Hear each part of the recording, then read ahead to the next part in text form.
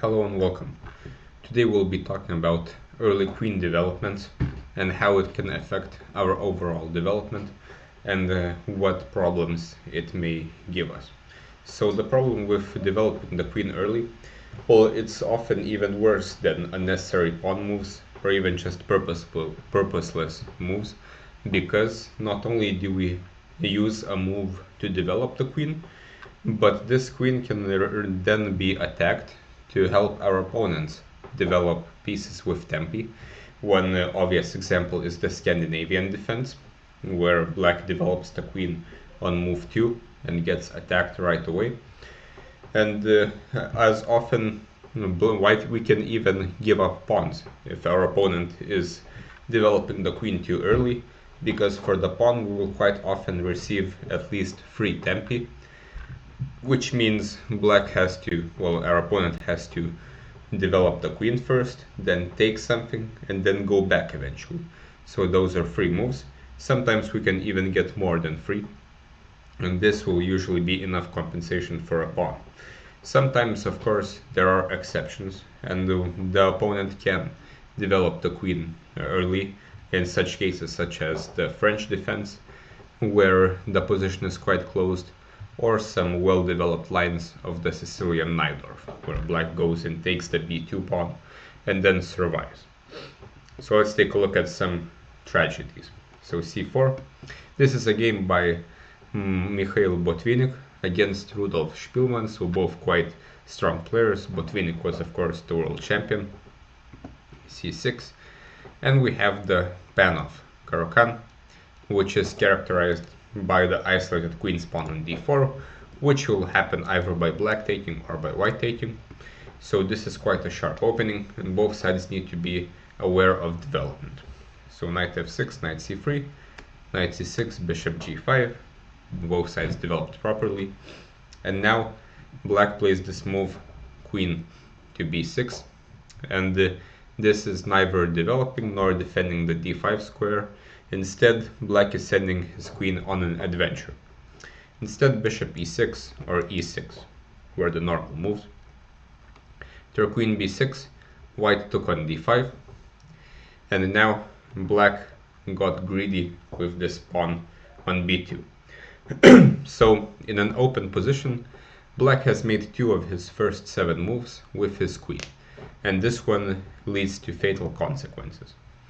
Black really should have taken the pawn on d4, but the lines here are not that simple. So for example, after bishop e3, black has to play e5, white takes en passant, and black has to play bishop c5.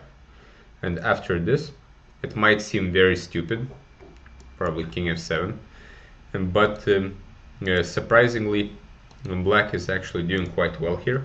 And the reason why he's doing well is, of course, due to his very good development.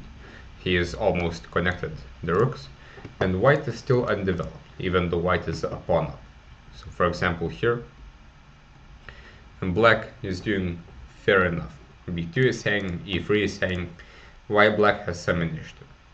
Or for example, with knight f3, black can take, rook e8, and after something like this, well, where white castles giving up the e3 pawn, white's advantage is quite minimal, if there is any at all.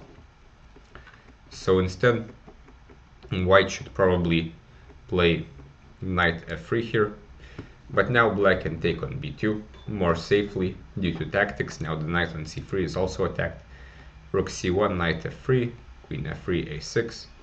Here a6 is necessary, as there were huge threats of knight b5 or bishop b5, and after bishop d3, white does have a strong initiative. Black has a pawn up, but white should be a little bit better, and black's position is quite dangerous, but he should be able to survive.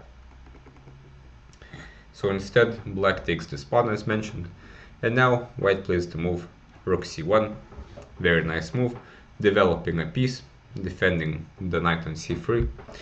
Attempts to win a piece don't really work. Knight a4 is tempting. Now the queen and the knight are attacked. Queen b4, there's bishop d2. Again, queen and the knight are attacked, but black can take on d4. And after white takes this knight, surprisingly there is knight to e4. And this is very annoying as this attacks the checkmate. There's also a threat of taking here, deflecting the queen both from the rook and from the knight. So here black is doing quite well. So it's important to calculate this line. So rook c1, black goes knight b4, but already it's hard to suggest anything. The immediate threat is of course taking here. White is a lot better developed. He has 3 pieces against black's 2. This queen will only be in the way, and it is black to move with this attacked knight. So if black goes here, for example, now the undefended bishop on c8 becomes important. Knight a4. Now it's good that we developed the rook, and after check, bishop d2, black can resign. Otherwise, knight d8 is also possible, but we can take, and after this give a check, and for example simply develop the pieces, castle short. White is simply winning because black's pieces are horrible, his king is stuck in the center, and he will soon be checkmated either on the b and c files or through the diagonals or even the center. So knight b4 happens and white plays knight a4, after which the queen is basically trapped. Queen takes a2. If queen a3, then after rook c3 we get something similar to the game. After this, the queen is trapped. So queen a2 happens. Now white gets to develop with tempo again, bishop to c4. And after bishop g4, since the queen is almost trapped, white played knight f3, black took, and white recaptured with the pawn. Anti-positional, but it's okay if we're winning the queen, because after queen a3, rook to c3 picks up the queen. So this is how the game ended between 2 very strong players. As you can see, anyone can make the mistake of developing the queen too early, so be careful so that it is not you. So let's take a look at another game. Here the player we already know, Mikhail Tal, is with white against Georgy Tringov, and let's see what he does. So e4, g6, already kind of unprincipled, giving away the whole center. White takes, and bishop g7, and after knight c3, d6, knight f3. White is not doing anything special. He is taking the center with pawns, putting the knights in the center. This is very exemplary. And black now plays c6, which is an unnecessary pawn move. Black really did not need this move, and instead he should have finished development with knight f6 with castles, and then figure out what to do with the queen side. After c6, bishop g5 happens. The other active move, bishop c4, is not as effective because this bishop will come under fire because of b5 or d5, either now or later. So bishop g5, and the black should really play knight f6 here to again develop pieces. Instead he plays queen b6, and already this is a serious mistake. So I would suggest that you pause the video and try to think about what white should do in this position, and then come back to the game. So here Tal played queen d2. Of course we should not passively defend the pawn on b2. The opening is not about defending pawns, it's about development first and getting the pieces out and the king safe. So our b2 pawn is really not a priority. So queen d2, and if instead rook b1, then white simply has a bad piece on b1, and the black has developed his queen with tempo, so this would make black's strategy kind of work. For example, bishop g4 attacks d4 as well. After this, black can double our pawns. Of course, it's nothing special for black, but he has achieved at least something. If b3, for example, this critically weakens the diagonal. After c5, this bishop will become very annoying, especially when this one is not on b2. So queen d2, and black takes. So if he doesn't take, then this move doesn't really make sense. White can even castle queenside. So black goes for it, and now white gets free development. Rook to b1, queen a3, So black has taken 1, 2, 3 moves with his queen. In the meantime, white developed the queen and the rook. Now bishop c4, developing the last pieces, and the black queen is stuck in the opponent's camp, so it's about to go back. Queen e5, another move by the queen. Knight d7 probably should be preferred, but already the position is very bad. After queen e5, white castled kingside. Again, as I've mentioned before, castling is developing 2 pieces in one move. Now our rook is not in the corner anymore, and our king is not in the way. So we have done good by both pieces. Here black plays e6. If knight d7, not much changes. For example, rook fe1, h6, bishop h4, e5 or d5 will come very soon. And black is in trouble and not in time to develop. So black plays e6, trying to maybe close the position with d5, though that would allow white to open the e-file. And here white played another nice move, rook f to e1, preparing the rook to go somewhere on the e-file in case something like d5 happens or something else, and generally asking black what he is going to do. Black decided on a6, maybe trying to play b5 to maybe develop like this, or at least gain some space. And finally white started doing something, bishop f4. And now that all of the pieces are developed very nicely, we should look for ways to attack the opponent. The opponent has basically no development, so basically a lot of ways of attacking will work.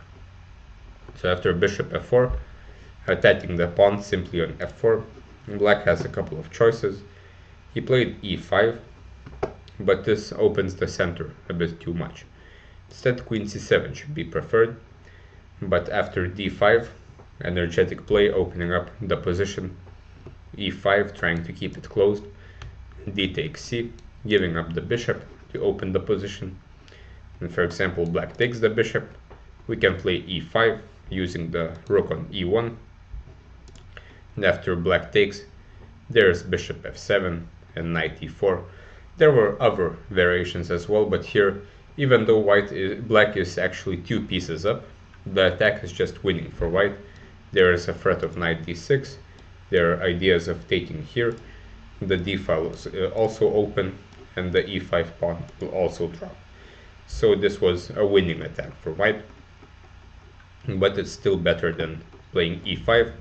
Now white can open the position with de, and here you can pause the video, try to figure out what Tal played in this position, and let's take a look. Here, queen d6, it's a very nice move. The queen penetrates the enemy camp, and black's position is hopeless. Of course, we do not save the attacked bishop. The point is now to attack the king, it's not to save our loose pieces. And of course here there are many other moves as well, but queen d6 is convincing. Black decided to take the knight. If here, then knight d5 looks most natural. Knight is threatening to go to c7, which would win the queen. And if black takes, now again the rook on e1 shines. And this is basically checkmate. So queen takes c3 happens. And now white plays rook e to d1, threatening checkmate here. Black plays knight d7, which is natural enough. If, for example, bishop f6 stopping checkmate here, then after knight e5 the threat is bishop takes f7, mate, so bishop e7 to give the king a square. But even here, after queen to c7, black's position is hopeless. He is only a piece up, but his bishop is hanging. There are ideas of rook d8. We can even double on the d-file if needed. Even the f-file is possible to use. Black can resign. But knight e7. Now Tal finds a winning blow with bishop takes f7, sacrificing the bishop. If black doesn't take it, well then rook b7, threatening a lot of checkmates, mainly taking on here. And if knight f6 defending, We can include the bishop again, and black's position is hopeless. Here black took, knight g5, king e8, and queen e6, and here black resigned, as whatever happens it will be checkmate. For example, here checkmate like this, otherwise here is checkmate like this. So all of white's pieces are playing, black's are not, and this is mostly because white was ahead in development due to having more time, which black spent by moving around the queen to take a pawn and then also going back. So black did not have time to finish his own development, you could say. And the last game for today, this is a bit of a longer one. So it started as d4 this time.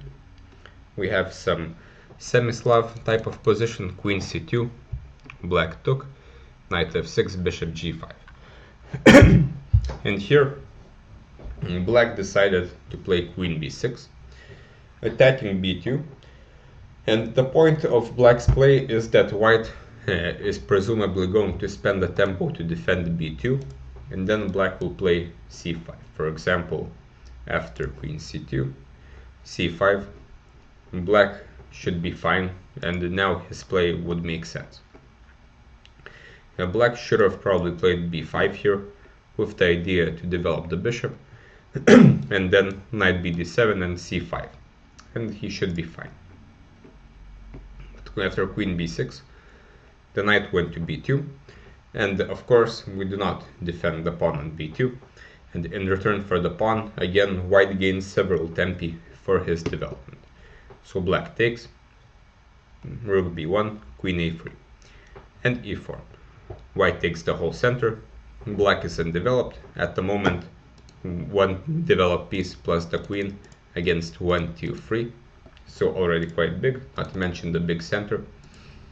b6, and it is not very easy to get the black pieces out of the game. For example, if the bishop goes to e7, then after e5 and exchanging bishops either here or later, at some point there will be big problems both on the d6 square, also on this diagonal, when we try to attack the black king, which will go to the king side.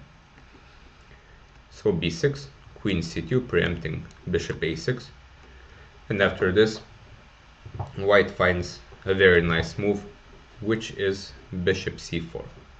Not taking the bishop, which would help black get his queen back into the game, but instead developing the bishop to c4 with the idea that if black takes, the knight will come in with tempo.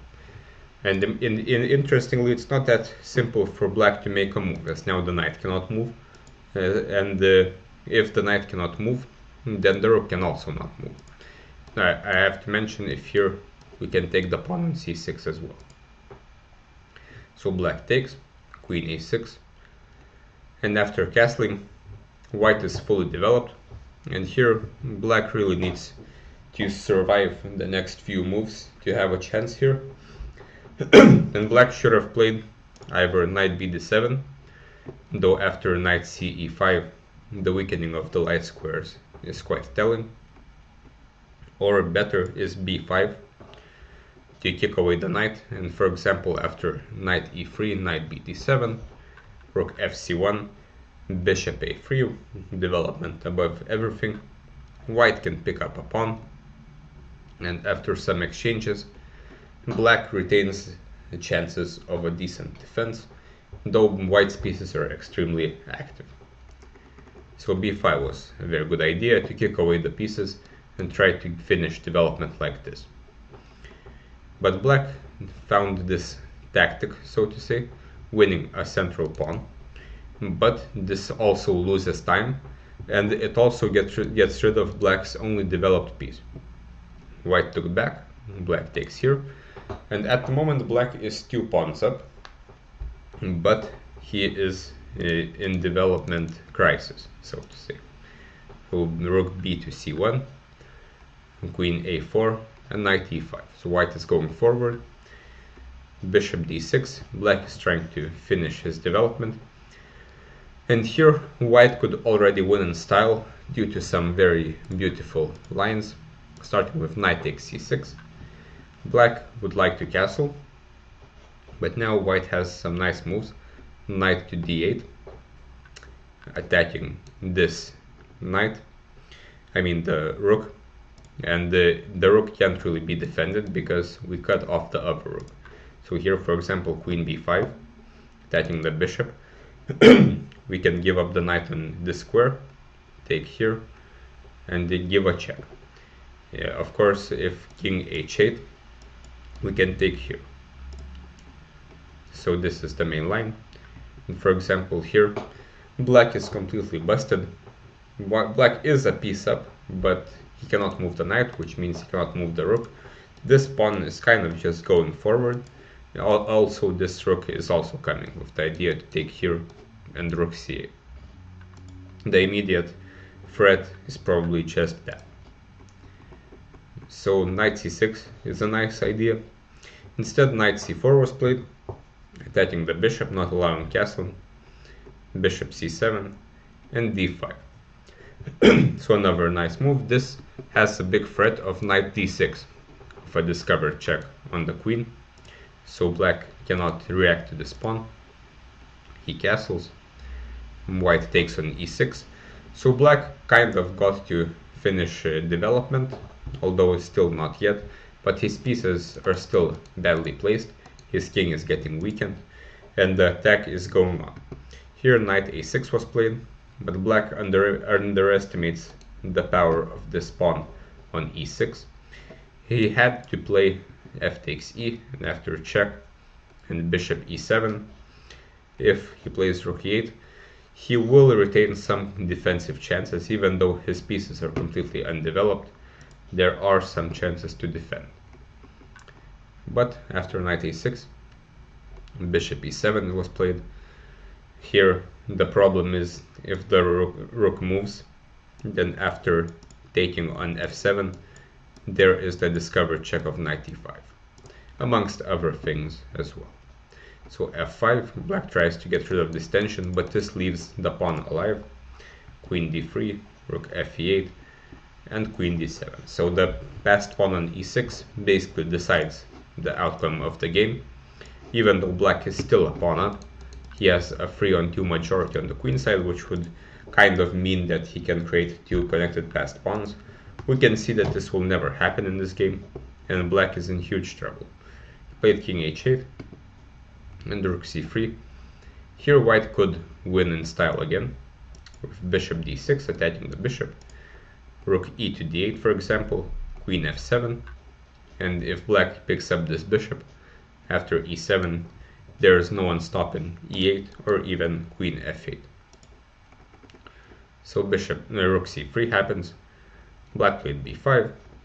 If bishop f4 for example, there's g3, black will have to go back, and after rook fc1, very soon white will penetrate on the d6 square and then continue pushing his pawn. Similarly, h6, bishop d6, rook e d8, queen e7, and after this the rook joins the attack, rook g8, knight e5. The threats are way too big. In the game what happened was b5, but now white finds a very nice move with bishop f6, threatening checkmate. Black cannot take because of another checkmate threat, and this one cannot be stopped. And after rook g8, knight e5, threatening another checkmate. If here, then I guess anything wins at this point. Knight f7, knight g5, this will end horribly. And after bishop takes e5, bishop takes back. Here we can see still it's kind of important to mention black is a pawn up, but this bishop is very strong. Queen e4, f4, and after knight c5, if white takes, then the rook will drop due to the fork. So queen d6 happens, knight b7 and queen e7, and the game ended here. Black resigned because his knight is kind of trapped, not to mention rook g3 is the big threat, after which there will be no one stopping checkmate. So another example of when black went and took the pawn successfully, but it cost him so much time that he could not finish his development properly, and this allowed white to finish his own development very actively and then start the attack sooner than black would like. So hopefully you enjoyed this video, and see you next time for the next opening principle.